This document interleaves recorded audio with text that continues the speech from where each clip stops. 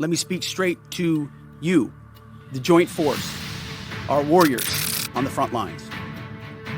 This is your moment. This is the generational turning point America has waited for since 1979, and since the rudderless wars of hubris, my generation, our generation, endured. Don't listen to the noise. Just stay focused. Our commander-in-chief is steady at the wheel. At 0800 local time in the Persian Gulf, the world witnessed a geopolitical earthquake that permanently reshaped the balance of power in the Middle East. In a stunning masterstroke of American diplomacy, backed by overwhelming military pressure, the United States secured a historic agreement with China that immediately halted all weapon transports to Iran and formally committed Beijing to blocking Tehran from ever achieving nuclear power status. In straightforward and brutal terms, China had just abandoned Iran. Within hours, the U.S. Navy enforced a comprehensive and tightened naval blockade across the entire Strait of Hormuz. Operation Iron Veil was now fully active. The dramatic shift began weeks earlier in the quiet halls of Beijing. High-level American delegations, including senior diplomats, intelligence chiefs, and military strategists, held intense marathon closed-door negotiations with their Chinese counterparts. The Americans presented irrefutable evidence: high-resolution satellite imagery, intercepted communications, and detailed reports, exposing Iran's accelerated nuclear weapons program and its continued arming of terror proxies across the region. Chinese leaders, carefully weighing the enormous economic risks, potential disruption to global trade routes, and long-term strategic costs, made a calculated decision. The outcome was a game-changing accord. China agreed to cease every shipment of weapons, ballistic missile components, drone technology, dual-use materials, and financial support flowing to Iran. In exchange, Washington offered carefully calibrated economic incentives and assurances regarding future trade stability. When the agreement was announced, Beijing's conspicuous silence spoke volumes. The powerful patron that had propped up Iran for years had officially walked away. Aboard the USS Abraham Lincoln Carrier Strike Group, now stationed aggressively at the critical mouth of the Strait of Hormuz, American sailors, aviators, and Marines operated with quiet confidence and razor-sharp focus.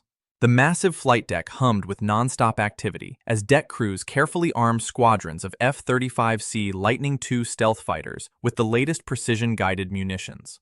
Arleigh Burke-class destroyers and cruisers methodically loaded additional Standard Missile interceptors and Tomahawk cruise missiles into their vertical launch systems. Across forward operating bases in the United Arab Emirates, Saudi Arabia, Qatar, and Bahrain, the American military buildup reached a blistering tempo. Massive C-17 Globemaster III and C-5M Super Galaxy strategic airlifters touched down every few hours, day and night. U.S. Army and Marine Corps engineering teams, working under powerful floodlights, rapidly emplaced new THAAD and Patriot advanced missile defense batteries.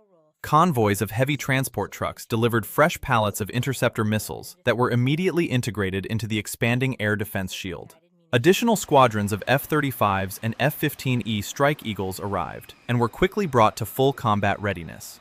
Logistics officers coordinated one of the fastest sustained reinforcement surges seen in the region in decades, ensuring that every American and Allied asset remained fully supplied for any possible contingency. At precisely 0945, the U.S. Navy publicly declared the strengthened blockade. Any vessel attempting to enter or exit Iranian ports with prohibited cargo will be subject to inspection, interception, and diversion, the statement read. Within minutes, American warships moved into hardened positions across the narrow chokepoint. Destroyers and littoral combat ships patrolled the sea lanes with radars sweeping constantly. Virginia-class attack submarines prowled silently beneath the surface, ready to intercept any submerged threats. Overhead, E-2D Advanced Hawkeye command aircraft and P-8 Poseidon maritime patrol planes maintained relentless surveillance.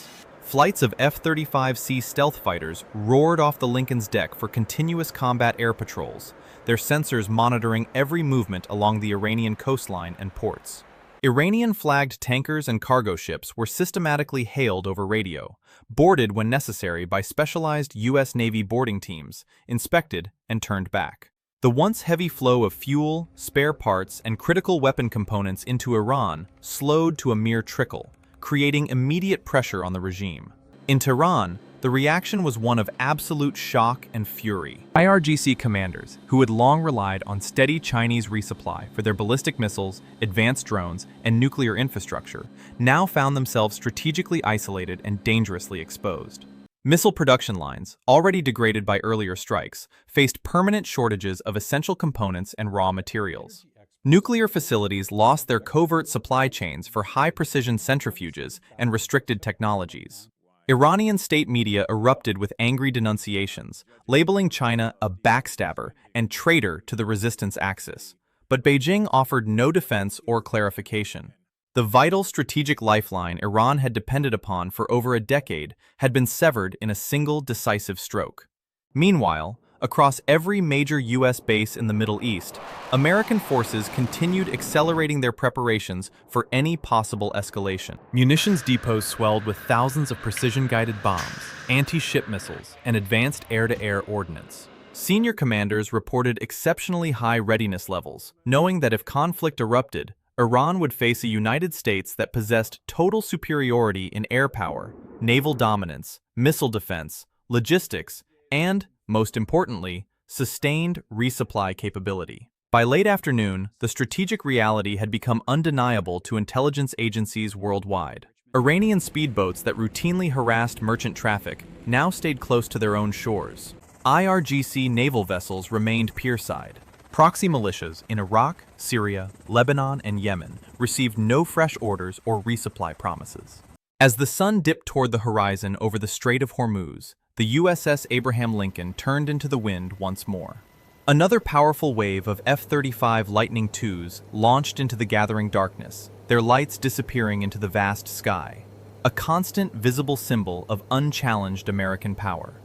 Destroyers held their iron grip on the vital waterway, radars sweeping endlessly. In Washington, Beijing, and Tehran, leaders fully understood that the balance of power in the Middle East had shifted permanently in a single dramatic day.